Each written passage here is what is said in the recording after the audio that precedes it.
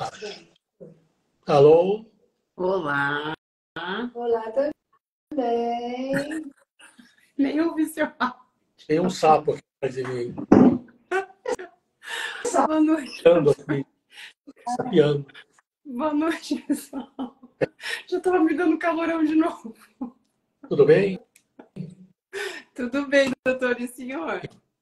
Que pontualidade, hein? Não é? Eu tento. Então, tá tudo bem? Tudo bem por aí, como estão as coisas? Tudo bem, obrigado. Ah, que bom, já tem uma turminha entrando aqui. Boa noite, pessoal. Boa noite. Para quem está aqui pela primeira vez, a gente tem uma turminha nova aqui, doutor. Então, acho que vale a pena a gente retomar aí algumas explicações que a gente repete aí nas outras lives. Meu nome é Catarina Souza, eu sou psicóloga, represento a Baiduca junto com Ana Beatriz Queiroz e temos aí uma parceria com o Dr. Salomão num quadro que a gente deu o nome de Doutor Me Explica, né, doutor? Isso mesmo. Isso. E aí nós temos aí, boa noite, ó, tem uma turminha aqui dando boa noite. Temos encontros quinzenais para falar sobre diversos temas e tentar aí traduzir uma linguagem que está mais próxima da medicina, tentar traduzir para o senso comum. Tentar assim, doutor, traduz essa linguagem aí, porque para nós aqui é muito confuso. Então é esse o objetivo da live. Né, doutor Salomão? É isso aí. Tá. Podemos começar, então? A hora que você quiser. Então, tá. Só que, doutor, assim, aí a gente vai ter que entender o tema da live para entrar na live novamente. Porque o tema da live foi, enfim, um tratamento para a síndrome de Rett. Só que... O que é síndrome de Rett? Não, antes, eu quero entender antes. Eu quero entender porque aqui, ó, eu lembrando que eu já esqueci tudo. O que é uma síndrome? O que é uma doença? É um transtorno? Tudo isso é a mesma coisa? Eu vou ter que entender primeiro o que significa essa palavra síndrome, depois entender o que significa a palavra Rett, e aí depois o senhor vai me explicar. Enfim, tem tratamento, então não tinha? Eu me dei um nó aqui, então se o senhor puder partir do que significa a palavra transtorno, eu agradeço. Ou síndrome. Então, Caterine, síndrome é o nome que a gente dá por uma condição que se caracteriza por vários sinais e sintomas que são suficientemente específicos para você poder identificar como uma condição específica e que tem como causa uma causa específica ou, eventualmente, algumas diferentes, como é o caso que a gente vai discutir hoje. Então, o que é uma síndrome? É um conjunto de sinais e sintomas que, no seu conjunto, permitem que você identifique uma determinada condição. Está claro? Claríssimo. O que quer dizer Rett?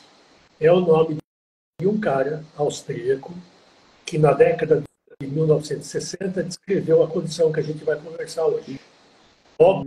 Em 60, travou, chiou aqui. 1960? 1960, na década de 60. Ok. Óbvio que ele não inventou essa condição, mas ele foi o cara que identificou pela primeira vez crianças que tinham, de novo, uma série de sinais e sintomas muito claros, que até então ninguém tinha juntado e constituído uma condição só. Onde é que estavam essas pessoas até o Rett descrever? Eram pessoas consideradas com paralisia cerebral, deficiência intelectual, autismo, uma série de coisas.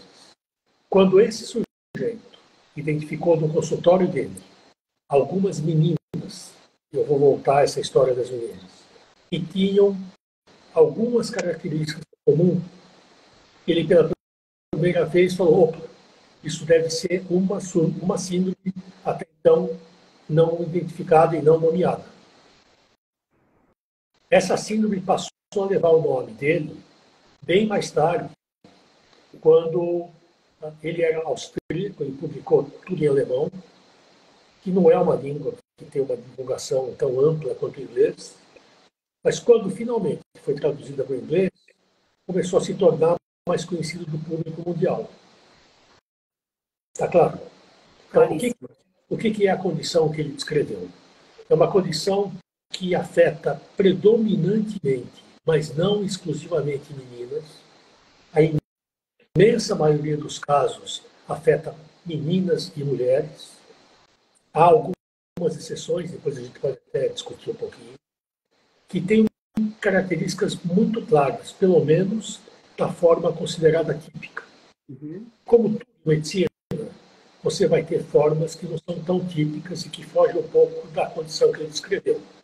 Mas eu vou, por enquanto, ficar naquilo que é considerada a forma mais típica da condição. Essa condição se caracteriza por um curso muito fácil de ser reconhecido à medida que você conhece. Então, são meninas, principalmente, que têm um início de vida normal ou aparentemente normal, porque eventualmente tem coisas muito sutis que você pode não perceber que seja algo atípico, e que depois de um certo tempo de desenvolvimento normal, começam a perder as habilidades que já tinham. Deixam de fazer contato visual. Eu ia perguntar quais habilidades. Deixam de responder ao contato social, se tornam mais isoladas, vão ficando cada vez mais imersas numa coisa que parece um mundinho delas, o que muda completamente como elas estão se comportando até então. No primeiro estágio dessa condição, as pessoas em geral não percebem o que está acontecendo, porque é uma menina que vem se desenvolvendo normalmente e que por algum tempo, se só percebe isso depois, meio que estaciona. Você sabe que uma criança nessa idade se envolve em coisas novas a todo dia, né? Toda semana, todo mês. Às vezes você leva algum tempo para se aperceber, opa, no último mês essa menina não ganhou nada.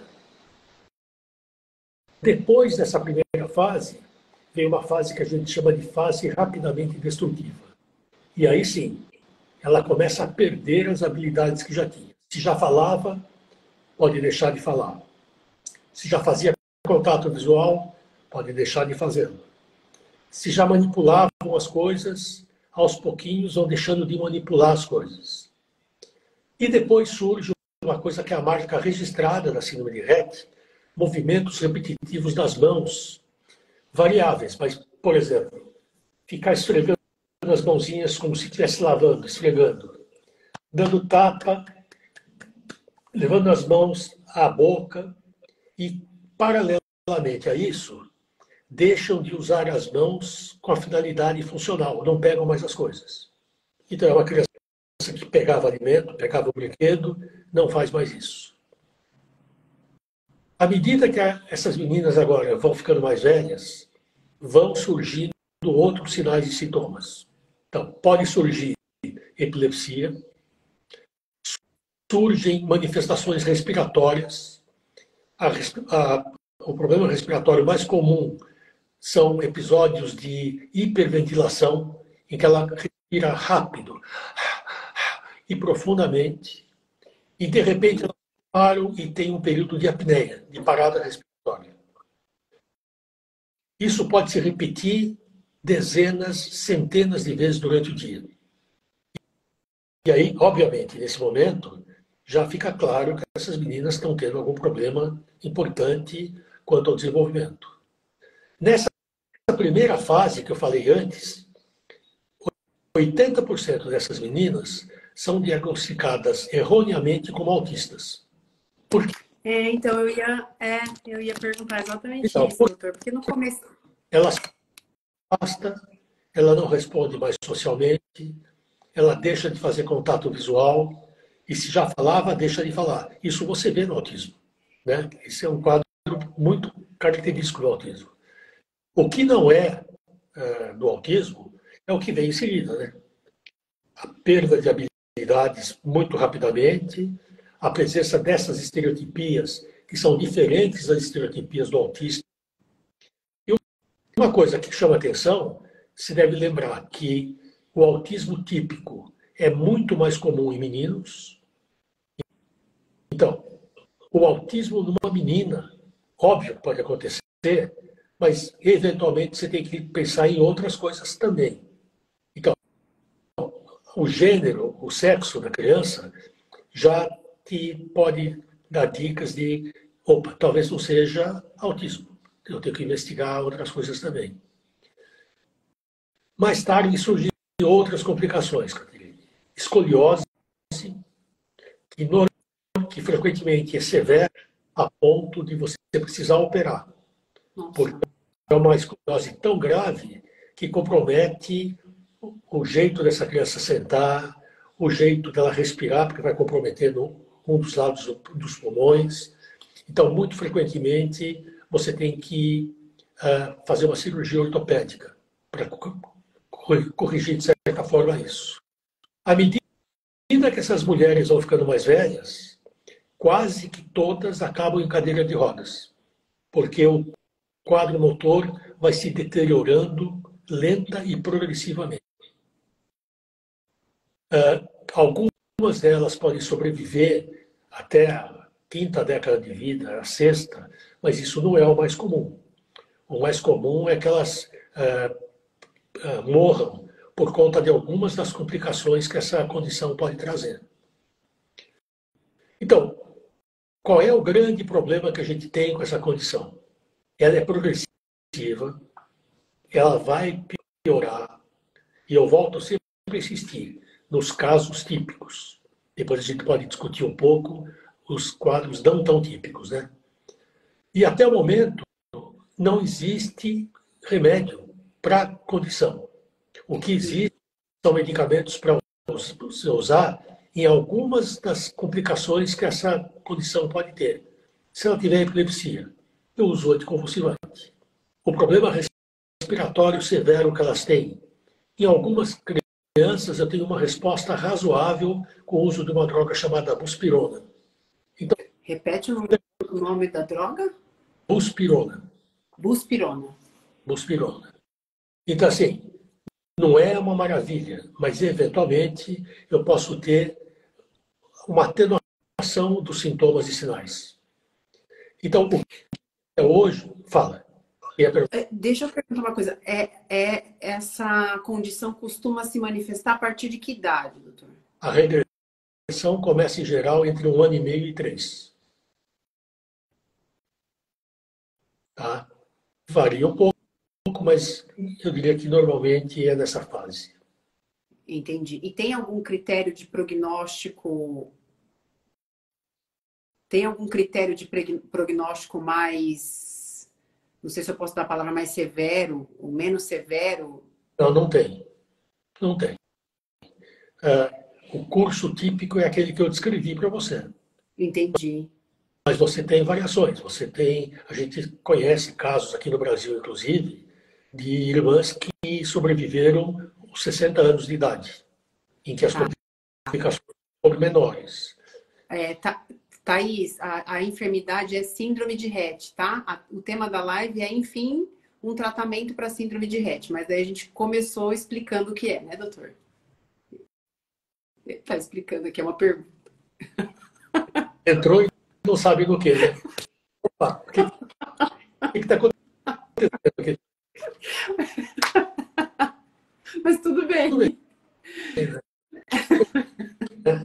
Embora elas deixem de andar, a gente tem visto muitas mulheres que continuam pela vida fora falando e andando. Não é o habitual. E aí, ou seja, são as formas chamadas atípicas da condição. Entendi. Tá, essa evolução, ela costuma ter aí um tempo, por exemplo, tem aí um período mais específico em que elas param de andar, em que tem esse comprometimento? Tem aí uma... Não tem uma coisa que vale para todos. Mas é muito comum, por exemplo, que na adolescência, boa parte delas não andem mais, espontaneamente. Então, a gente está falando de uma condição grave, porque afeta praticamente todos os domínios do desenvolvimento e que até agora a gente não tinha medicamento, né? Então, por que que agora a gente fica muito feliz em saber que finalmente surge um estudo sobre o qual a gente vai conversar, em que pela primeira vez você tem uma droga que não cura a doença, mas que pelos estudos, os poucos estudos que já foram publicados, podem diminuir alguns dos sinais e sintomas.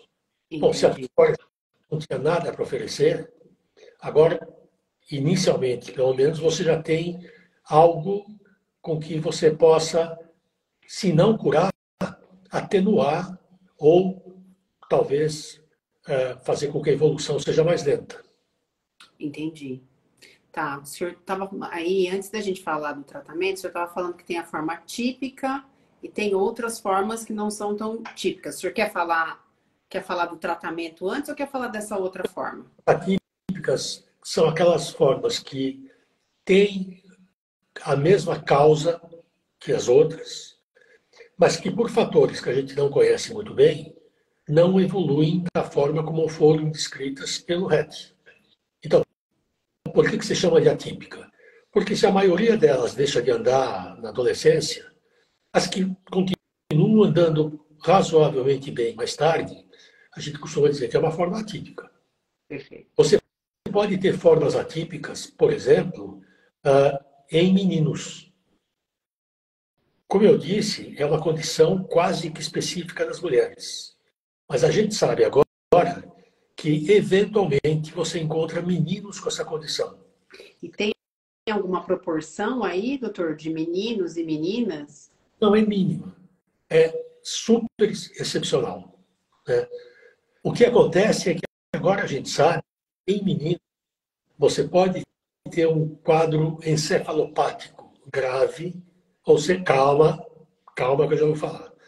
Uma condição que compromete muito o sistema nervoso central, mas que não parece clinicamente em nada com a síndrome de Rett. É uma criança que nasce com problemas severos já ao nascimento, problemas do desenvolvimento de fala, retardo intelectual grave, e muitos desses meninos morrem no período perinatal. Por que a gente sabe em relação com Rett? Porque se você fizer um exame genético dessas crianças, você descobre que esses meninos têm a alteração no mesmo gene que causa a síndrome de Rett típica das meninas, que é um gene chamado MECP2. MECP2. Quando foi descrito a síndrome de Rett e quando se encontrou na década de 1990 o gene causador, na ocasião a gente pensou, bom, síndrome de Rett é uma condição que tem tais características e que é causada por uma mutação no gene MECP2. Não é só isso.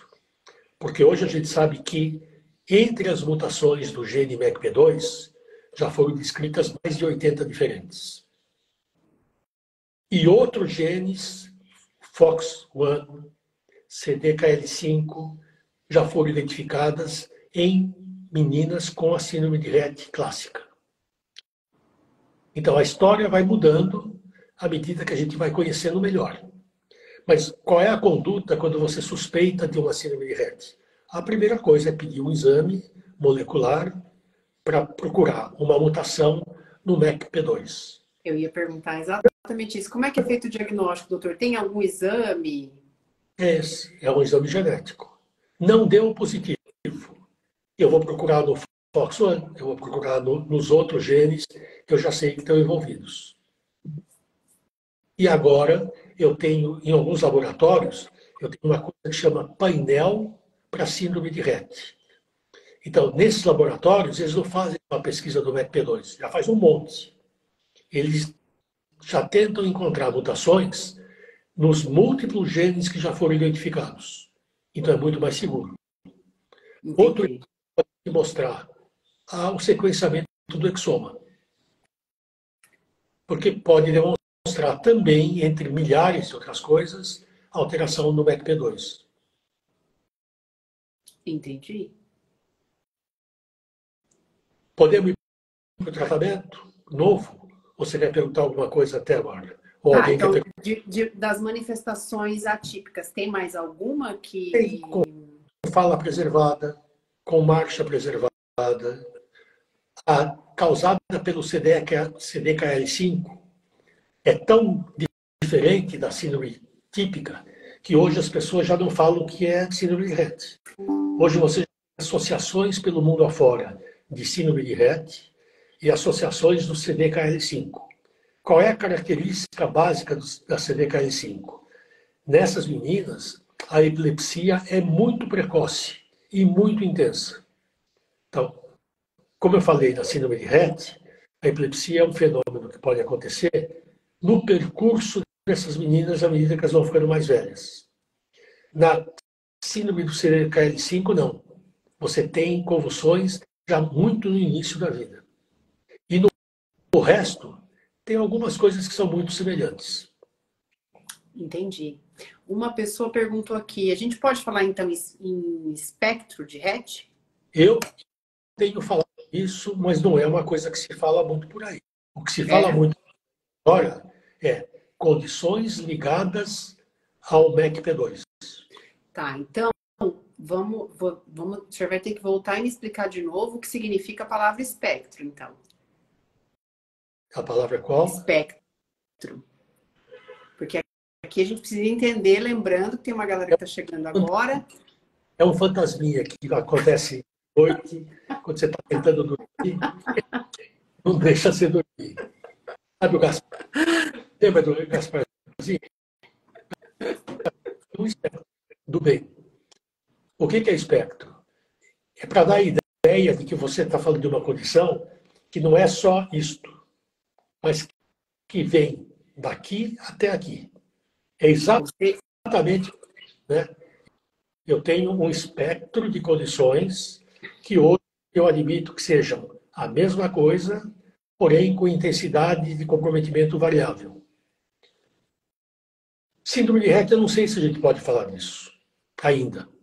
Eu acho que ainda a gente agora começou a falar das condições ligadas ao MECP2. Então, não é só ligada à síndrome de Rett. O MECP2 alterado já foi encontrado em casos clássicos de autismo em meninos. Como eu disse, já foi encontrado em casos de encefalopatia grave de meninos e meninas. O que é encefalopatia, doutor? É uma condição, um comprometimento grave de todas as funções do sistema nervoso central. Evolui com problema motor, problema intelectual, problema de relacionamento, fala, etc. Tá? Perfeito. O que a gente tira dessa história toda? Que agora existe um movimento pelo mundo afora chamado Cure a Síndrome de Down, a Síndrome de Rett, a cura da Síndrome de Rett. Então, são famílias, instituições, etc., que estão promovendo estudos e pesquisas no sentido de descobrir a cura. Eu acho que é pouco provável que a gente encontre a cura dessa condição. Pelo menos até o que a gente conhece até hoje. Pode ser que no futuro isso se modifique. Mas o que a gente procura, e esse trabalho que foi publicado agora, traz esperanças. Que finalmente um laboratório chamado Arcadia, que é um laboratório norte-americano, depois de anos de pesquisa, publicou agora o trabalho desse ano, mostrando os resultados da fase 3 do estudo. O que é fase 3? Quando você começa a testar uma substância para qualquer condição, você tem uma fase inicial. Isso quando você faz um estudo metodologicamente científico, né? O que você precisa? Primeiro, eu tenho a fase de experimentação em animais, onde eu vou ver a aceitação da droga, que efeitos colaterais causa no bichinho. Óbvio que aquilo que eu vejo no animal não é necessariamente o que eu vou ver no humano, mas a gente sabe dessas limitações. mas é um primeiro estudo. É teratogênico, ou seja, provoca malformações em feto. Então, tudo isso eu vou ver inicialmente em bichinhos, frequentemente camundongo, rato, etc. Aprovada a fase 1, eu vou para a fase 2, em que eu pego uma população pequena, altamente escolhida, eu tento fazer com que seja o mais próximo um do outro, quer dizer, um grupo bastante homogêneo, e experimento a ação dessa droga nesse pessoal. O que eu vou ver? De novo, efeitos colaterais, efeitos positivos, uma série de coisas. Passou no teste 2, eu vou para a fase 3, em que agora eu tenho um monte de gente e que eu vou separar pessoas que têm a mesma condição num grupo que eu chamo de experimental e num grupo que eu chamo de placebo. Qual é a diferença?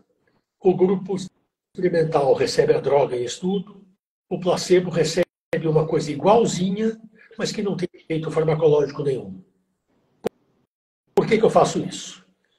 Se o resultado que eu tenho no grupo experimental é, de forma significativa, superior ao placebo, eu tenho um indicativo científico de que sim, essa droga melhora determinados aspectos mais do que o grupo placebo.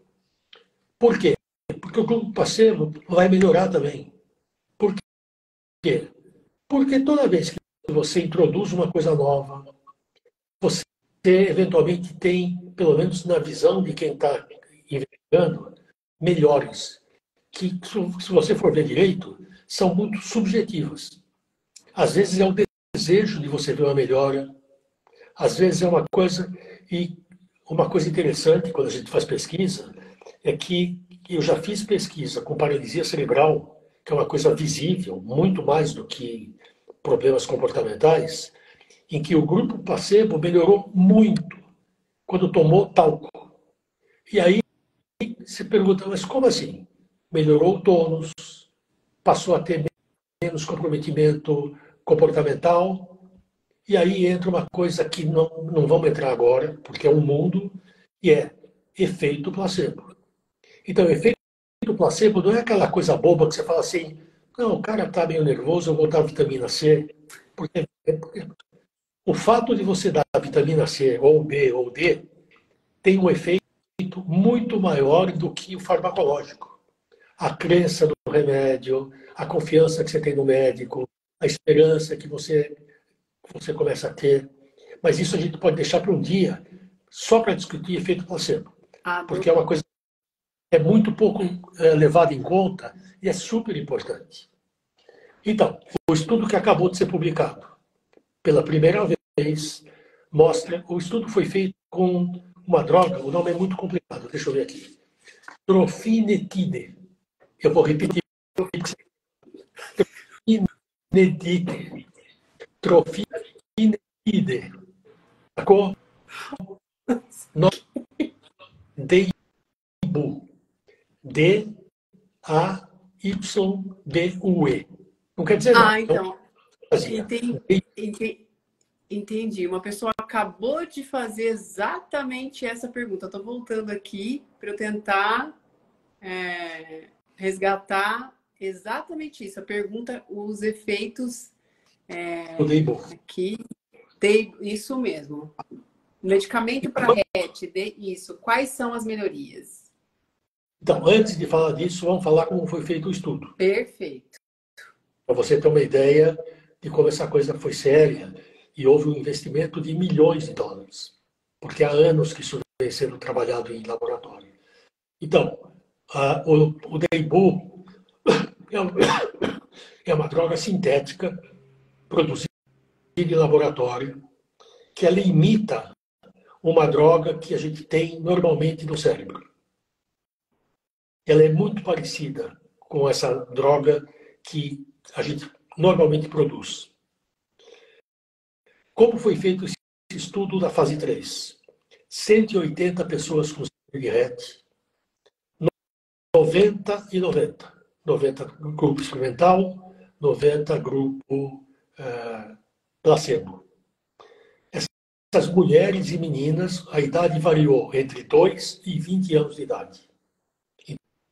Então, tudo que eu vou te falar só tem significado para essa amostra. Perfeito. A gente não tem ideias como funciona na mulher mais velha, a gente não sabe. E nem na criança mais nova. Tá? Essas mulheres e crianças receberam o Deibu por via oral durante 12 semanas, em doses variando de acordo com o peso. Então, hoje, a posologia é baseada basicamente não só na idade, mas muito mais no peso. Está publicado, depois eu dou dicas sobre isso. Essas mulheres e crianças foram seguidas por 12 semanas consecutivas e se aplicou um questionário do comportamento para síndrome de Rett, que é um questionário que foi desenvolvido há muito tempo atrás, que você avalia e quantifica os sinais e sintomas da criança e da mulher. Quanto ela tem de comprometimento motor, quanto ela tem de comprometimento cognitivo, um monte de coisas. Então, o questionário foi aplicado antes e no final da pesquisa. E o que os autores estão publicando? Que houve uma melhora significativa em vários domínios que eu vou citar para você. Por que eles declaram isso? Porque foi uma diferença grande entre o grupo droga e o grupo experimental e o grupo placebo. Então, o que melhorou segundo eles? Eu estou vendo o artigo aqui, ó. O humor geral dessas mulheres. Menos irritabilidade, mais tranquilidade, uma diminuição dos problemas respiratórios, daquilo que eu falei, da hiperventilação, da apneia, etc. Uma melhora discreta nos movimentos manuais, uma diminuição das estereotipias. Eles não informam se houve uma melhora da função das mãos, se elas vão manipular coisas. Eu não encontrei isso no estudo deles. Diminuição significativa de movimentos repetitivos que essas meninas e mulheres costumam ter na boca e na face. Uma diminuição em estereotipias como balanceio de corpo, que é muito comum nelas. Da mesma forma que é comum no autismo também, né? Uma melhora nas noites dessas crianças. Uma melhora no sono, uma melhora na irritabilidade que eventualmente elas apresentam durante a noite. Uma diminuição do medo que elas têm de alguma coisa e das crises de ansiedade. E algumas delas melhoraram a capacidade de ficar em pé e de andar. Gente! Então, peraí. Antes que as pessoas saiam correndo atrás do Deibu, todas as melhoras que foram assinaladas e que são significativas levaram a melhoras discretas. Então, por enquanto, é o que a gente tem. Quais são os problemas da droga? Bom, primeiro, não está à venda no Brasil. Ela foi autorizada a ser vendida pela FDA dos Estados Unidos, então lá já está à venda. As pessoas têm entrado em contato direto com a Arcadia e comprado diretamente deles. O grande problema que eu vejo, e a coisa negativa, dependendo da dose que você usa, você vai gastar por ano de 350 a 500 mil dólares. Então, antes que o pessoal saia correndo, eu estou falando de alguma coisa 20 a 30 mil dólares por mês. Gente. Esse é o custo do Deibu hoje, nos Estados Unidos. O que vai acontecer com esse custo? É provável que, com o passar do tempo e com o uso mais menos discriminado, venha a cair. Caso contrário, pouquíssimas pessoas no mundo vão poder seguir uma coisa dessa ordem. É absolutamente proibitivo. Sim. O que vai começar a acontecer no Brasil? As pessoas vão começar a pedir liminar para obrigar o Estado a pagar isso. Não sei se vão conseguir, eu não sei se o Estado vai aceder a esse tipo de procura. Mas, lamentavelmente, né, isso é um balde de água fria, né, nas pessoas. Quer dizer, é uma experiência maravilhosa, por outro lado, é algo que é impossível de pagar. Ninguém pode pagar isso no mundo, né? Ou pouquíssima gente. Então, a situação que a gente tem hoje, uma esperança de que finalmente apareceu algo que traz melhoras significativas, mas que está fora do alcance da população geral, né? Por enquanto. Vamos ver como é que isso vai evoluir. Por que um preço desse, um absurdo desse, se justifica do ponto de vista do laboratório? Porque eles gastaram milhões em pesquisa. Então, na verdade, você vive num mundo capitalista em que business é business. Sim. Eu invisto e depois eu quero pelo menos o retorno do que eu investi e, se possível, com algum lucro, né? Sim. Então, eu não sei como é que isso vai evoluir, eu não sei se nos Estados Unidos, por exemplo, o Estado vai assumir isso, que afinal de contas não são tantas as pacientes com essa condição, né? Não é uma coisa que vai levar o Estado à falência, mas eu não sei, não tenho ideia como que isso vai evoluir. Então, eu não tenho nenhuma experiência com a droga, eu não tenho nenhuma criança que participou do estudo, e eu não sei como é que isso funciona. Entendi. Mas estou esperando que essa coisa se modifique para que fique mais acessível a nós, brasileiros, né? A um custo aceitável, né? Sim. Sim. Doutor, uma pessoa fez aqui uma observação. Doutor Salomão, o medicamento NNZ-2591 está sendo testado em pacientes Pitt Hopkins. Nesse teste não vai ser usado placebo. É só. Pode Não explicar conheço. tudo que essa pessoa escreve. Mas então explica o que essa pessoa comentou aqui. Não. Pitt Hopkins é uma síndrome completamente diferente, não tem nada a ver com o que a gente está discutindo. Isso aqui é outra síndrome, É entendi. outra coisa, evolui de forma completamente diferente. A criança tem um retardo cognitivo importante, pode ter traços autísticos, frequentemente tem epilepsia, tem características físicas muito marcantes e até o momento que eu conheça não tem nenhuma droga específica para tratamento. Entendi. Ela falou, eu não conheço. Ok. Tá? Tá. Tenho alguma síndrome, mas não estou sabendo de algumas participando do estudo com essa droga. Ok. Tá. Doutor, então assim, me conta como é que se trata, então, síndrome de Rett hoje? Você estava falando, olha, a gente não tem remédio, mas existem algumas medicações que são usadas a depender dos sinais e dos sintomas. Então, assim, hoje, o que a gente tem em termos de medicação, de auxílio, de intervenção nessa condição? Bom, você tem aquilo que é mais importante de tudo, o tratamento não medicamentoso, que é a velha tríade, né? Psicologia comportamental, eventualmente, fisioterapia, terapia ocupacional, fonoterapia. É mesmo? Uma coisa que essas meninas têm um interesse muito grande, o Rett, quando descreveu, já tinha percebido, é com a música. Então, tem se usado muito a musicoterapia para tranquilizar essas meninas, fazer com que elas tenham um comportamento menos agitado, e a gente consegue isso com uma certa frequência.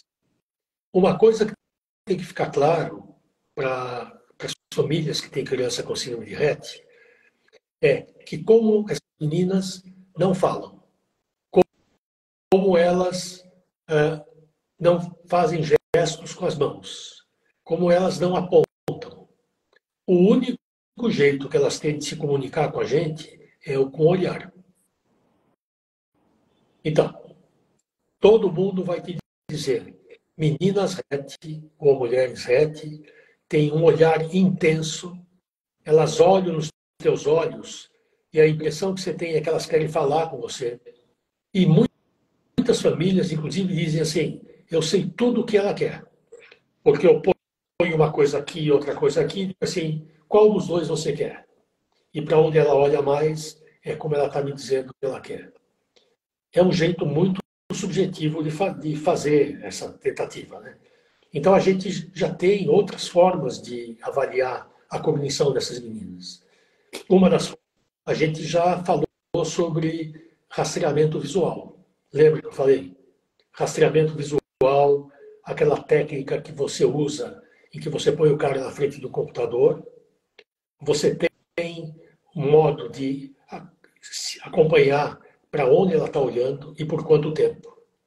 Então, eu ia perguntar, a cognição dessas meninas, dessas mulheres, tem aí algum dado? Fica comprometida? Não fica? Tem? Você vai ter que esperar eu acabar. Você é muito ansiosa, entendeu? Calma.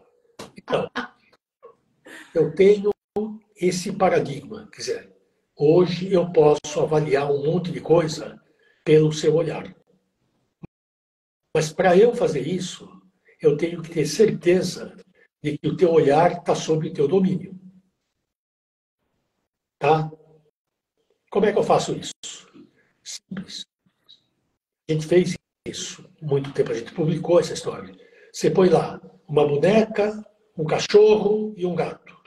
E você vira para a tua menininha e fala assim, olhe para o gato. Ela vai olhar para os três, mas ela vai olhar muito mais tempo para o gatinho. Aí você muda a pergunta. Olhe agora para o coelhinho e tal. E ela muda. Então, se você fizer isso várias vezes, e ela com uma certa consistência, olhar mais tempo para aquilo que você pediu, eu tenho uma evidência de que o olhar delas está sob controle. E mais, né? Que ela entende, pelo menos, coisas simples como essa. Ela entendeu. Olhe para o gatinho, olhe para o cachorro. Então, a gente fez isso e publicou. E foi a primeira vez no mundo que alguém usou esse paradigma para avaliar a cognição de meninas com síndrome de Rett. Que legal. Privilégio de participar desse estudo, né? E aí a gente foi adiante. Bom, ela tem um olhar proposital. Então, eu posso começar a fazer 1000 coisas. Depende da tua capacidade de criar um paradigma adequado. Por exemplo, para saber se elas aprendem cor, eu peço para a família e para os terapeutas, durante um determinado tempo, todos os dias, mostrar para ela o vermelho e falar, esse é o vermelho, esse é o amarelo, esse é o azul, esse é o branco, esse é o verde. Depois de semanas ou meses de treinamento, eu levo para o laboratório e digo, olhe para o vermelho, olhe para o azul. Se ela olhar mais para o estímulo que está sendo requisitado, o que eu digo? Ela aprendeu a ver cor. E aí o que a gente fez depois? Aí a gente começou a usar testes de inteligência colocados dentro desse mecanismo. Então a gente pegou pranchas que são usadas normalmente para testar a inteligência em criança pequena, botou na tela e aplicou o teste.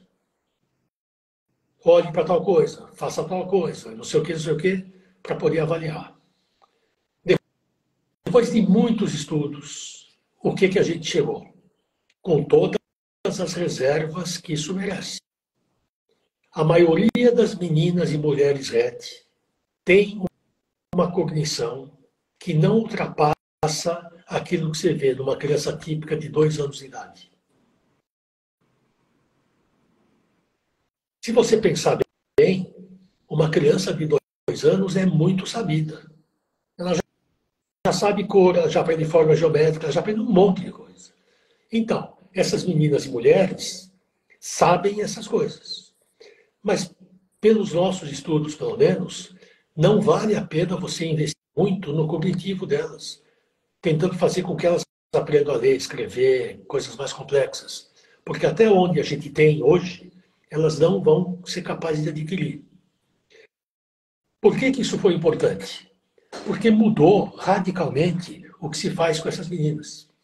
Se você pensar que tem menina com síndrome de Rett, que até pouco tempo, eu acredito que em algum lugar do Brasil até hoje, frequentem escolas normais, elas estão perdendo tempo.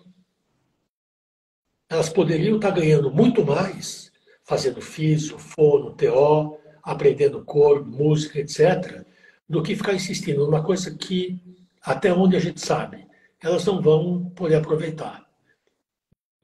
De novo, vou falar outra vez, com exceção das formas atípicas. Então, eu já vi uma menina, adolescente, que escreve adequadamente bem frases simples. Uma que eu conheço. Eu já vi meninas com síndrome de Rett que são tão atípicas que estão frequentando escolas regulares, não acompanham o resto da turma, mas têm algum ganho cognitivo. Entendi. Por pensar em políticas públicas, eu não investiria, na maioria dessas meninas, nessa parte mais cognitiva. Eu acho que a gente tem outras coisas a fazer para fazer com que talvez eu reduza a velocidade com que essa condição vai piorar. Fazer com que, por mais tempo, elas mantenham uma marcha independente. E aquelas que respondem adequadamente no rastreamento visual, usar isso em casa para se comunicar com elas. Coisa simples. Você quer tomar banho? Sim ou não? Bota lá, sim ou não? Você quer comer o que hoje? Arroz com feijão, linguiça? Me mostre o que você quer. Ela está chorando muito. Você está com dor? Sim ou não? Aonde? Barriga, cabeça, então você pode criar um sistema de comunicação minimamente funcional. O que você precisa para isso? Ter uma menina que entenda a tarefa, ter dinheiro para comprar o equipamento, chama Toby, que é um equipamento específico para rastreamento visual, ter alguém que treine essa menina e depois que faça uso permanente. O que eu sempre recomendo para as famílias? Não compre o Toby. Peça emprestado. Por quê? Pediu emprestado. Para ver se ela... Você corre o risco de comprar e a tua filha em particular não entender como que aquela coisa funciona. Então, assim, empresta do vendedor, eles fazem muito isso. Frequentemente, o vendedor manda alguém na sua casa para fazer um teste inicial. Uma vez comprovado que sim, a Mariazinha sacou como é que isso funciona, você passa a fazer o uso frequente daquilo. Então, para quem pode, é uma saída interessante, né? O que mais você pode fazer para ajudar essas meninas? Controlar as convulsões quando elas estão presentes, melhorar a ansiedade quando presente e em graus muito fortes, com medicamentos adequados, usar a buspirona para tentar melhorar, diminuir os eventos respiratórios que elas costumam ter, operar a coluna quando isso se faz necessário, porque se melhora muito a qualidade de vida dessas meninas. Fazer com que por muito tempo elas mantenham a marcha independente, usando, por exemplo, as esteiras que se usa em academias, obviamente de forma muito lenta, com auxílio de uma fisioterapeuta. Então, em alguns casos, a gente tem conseguido fazer com que meninas que já deixaram de andar voltem a andar com esse treino sistemático em esteira. Então, tem muita coisa para fazer. Muito aquém do que a gente gostaria. Então, é um diagnóstico que assusta muito as pessoas, com razão, porque a gente, até o momento, pode atenuar um pouco essa condição. Mas a gente não tem, até agora, uma resposta que é a resposta que as famílias querem, né? E que as respostas que eu gostaria de poder dar. A gente não tem. Sim. Deixa eu ver se tem alguma pergunta. Estamos já chegando no finalzinho do nosso papo aqui, doutor. Passou rápido, como sempre. Ninguém quer perguntar. Falei 1 hora e ninguém pergunta nada, meu Deus. Está todo mundo impactado com tanta informação. Que colaboração, né?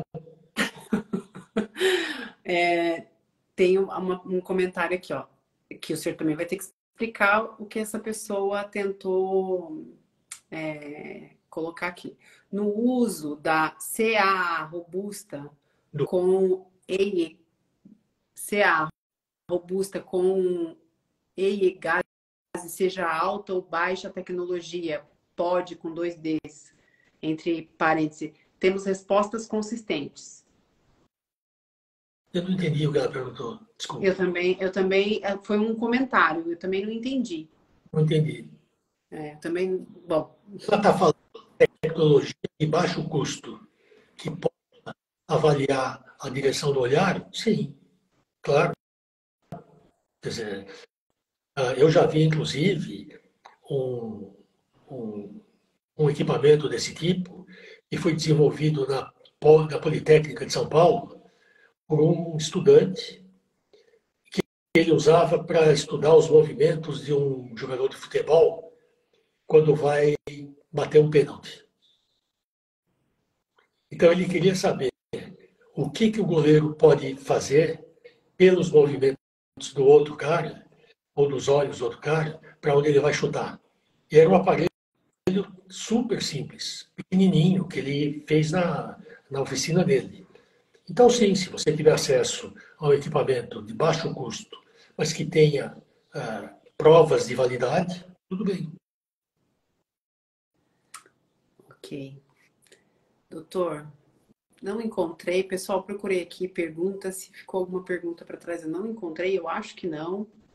Eu acho, não sei a turminha que entrou aqui, doutor, mas eu fiquei muito impactada com tanto de informação e a gente fica reflexivo, né?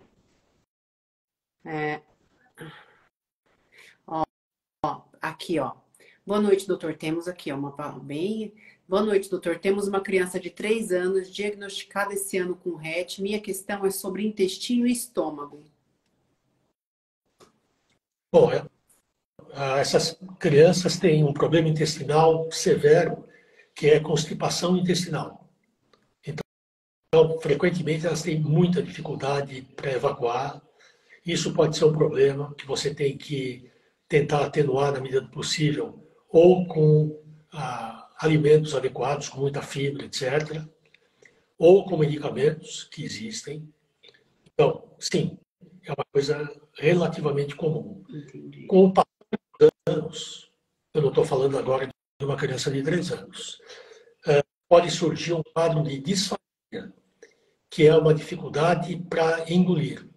Então, os movimentos que você precisa para deglutir os alimentos podem se tornar ou muito difíceis ou impossíveis. Tanto assim que, frequentemente, nesses casos, você tem que fazer uma gastrostomia. Você tem que colocar uma sonda no estômago e alimentá-las exclusivamente pela sonda, porque elas perderam a condição de alimentar pela via bucal. Um outro problema que pode acontecer, quando elas começam a ter problemas de mastigação e deglutição, elas começam a ter, com alguma frequência, pneumonias por aspiração. Como o alimento não vai pelo canal competente e acaba sendo desviado, ele entra na traqueia, ele vai para o pulmão e começa a causar pneumonias de repetição. Então, isso pode ser extremamente perigoso, porque essas infecções podem levar, inclusive, à morte. Sim. Nesses casos, também, frequentemente, você tem sempre a possibilidade de tratar com uma fonoaudióloga especialista em disfagia, que existem, e caso não consiga resolver, gastrostomia. Então, as pessoas no Brasil têm extrema resistência em fazer uma gastrostomia, porque realmente não é legal, é uma coisa que a criança fica com um tubinho permanentemente colocado aqui, você tem problemas de higiene, você tem problemas de manutenção, isso de forma adequada, mas isso pode salvar a vida da sua filha.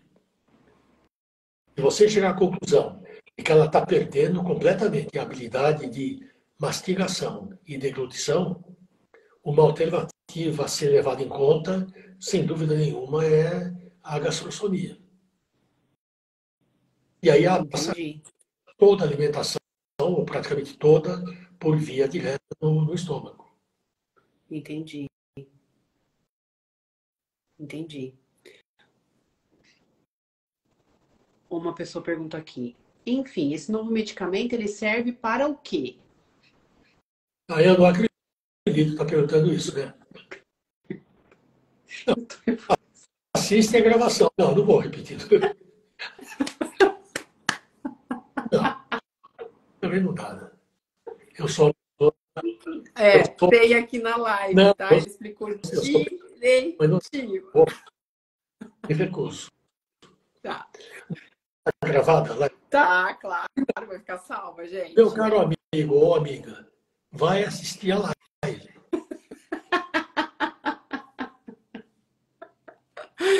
Beleza, doutor. Terminamos mais um papo. Chegamos ao final.